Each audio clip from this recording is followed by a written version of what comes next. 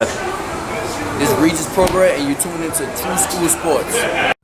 Well, I know like one of the other the marquee matchups that PBC announced were the two Charlo back in action. You got Jermell Charlo taking on Sergey Derevyanchenko and Jermell taking on Jason Rosario on pay-per-view.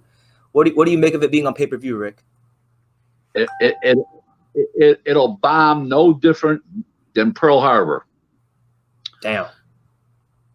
It ain't making it. That's a mega loser. Okay, the Charlos can't draw their breath. Nobody knows them. I'll give you a typical example. Okay, my wife watches boxing. My wife likes boxing. Okay, and if I mention certain fighters' names, who's that? Not a good sign. Yeah. Oh, not a good sign. Now, I'm not saying she knows all the fighters, but if she doesn't know them, they're in trouble on pay-per-view. Okay, remember one thing about pay-per-view: when you're paying millions of dollars out to fighters, they need to draw general sports fans, not just boxing fans. 100%. Yeah, that's the problem. The Charlos aren't drawing those kind of people. Okay, they're just not.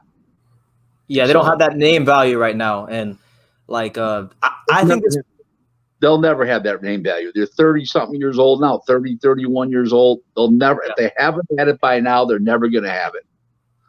Okay? I mean, that Lions Den Boxing, that LDBC group and stuff like that, I got to see them spend us $80 to watch the two Charlos. That'll be comical. Yeah, because I had somebody on here yesterday. If you want to have a rampage, you'll have 60 people at LDBCer's house to watch it. Everybody chipping in $1.25. Oh man, for the one pay-per-view buy.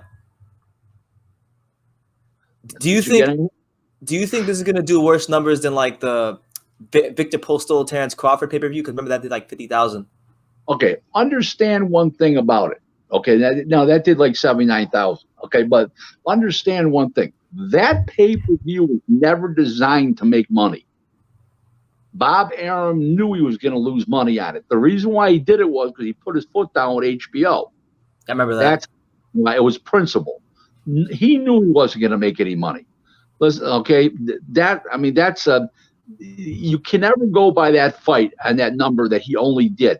Arum did zero marketing, zero advertising. The only marketing he did was with his mouth. Okay, and unless you're a hooker, that doesn't work real well. Okay. What you like that, huh? I did like that. Thank you. So anyways, like I was saying to you, you can never go by that number, okay, because of the fact that it was never designed to make any money. Arum just kept the overhead down as low as he could, a cheap undercard, no marketing. So you can never go by that. And I hate when people use that as an example. He can't draw. He can't do this. He can't do that. Stop. It was circumstantial. Okay. Arum knew it wasn't going to draw. Arum knew it was going to make any money. He did it out of principle. And it actually helped propel HBO to be out of business because they ended up, because of that, they ended up going to ABC, to Disney, to ESPN, and getting that, 7-year, $133 million a year from ESPN. So supposedly it was with the figures, but it was a 7-year deal. And 66 dates a year. So actually, it made a lot of money, that pay-per-view. In the grand scheme of things, it made a lot of money. You're saying? Absolutely, because getting that made Todd the Buff, Arum, the president of the company, and Bob Arum's stepson, to go branch out and said HBO's not the only answer. Let me see what I can do. Reached out to a Hollywood TV broker. They brought together all the parties. They did a deal, and it forced HBO out of business. So by Arum doing that, and Todd DeBuff going to ESPN Disney with that deal, it ultimately forced HBO out of business. So it ultimately backfired in HBO's face in the biggest way. Yeah, and they were out of business like what, about a year or so after Arum made that move. So yeah, well, they weren't out of business yet. They were Arum made the move in the summer of 2017, and in 2000 they announced it about 8 months later, and then they went out about 6 months after that. Yeah, they were done. okay. Oh, You know, okay.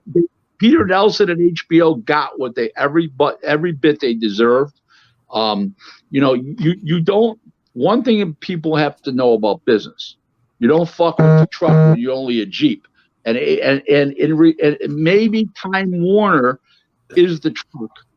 Okay, maybe, but HBO and boxing wasn't the truck anymore. It was the Jeep. There was other people coming in with new money. The Zone ended up coming in with money. ESPN came in with money, and they put themselves out of business. Now, if they wouldn't have angered Arum, okay, Arum would still be with HBO, and he would be getting dictated to.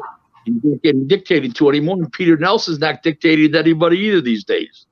So who wins? A legend. You don't fuck with legends, iconic figures. I don't care who. Legends never die. Doesn't matter what industry you're talking about. We happen to be talking about boxing right now because that's what we talk about, and that's what I'm in. That's what you're in. But it doesn't matter what the business is. You just don't fuck with legends, and that you know, iconic, legendary figures. You know, guys a billionaire himself. So not a good look. Bob Arum has what they call "fuck you" money. Like he don't care. He has that "fuck you" money. And that's what he did. That's what he did by doing that pay-per-view show. He said,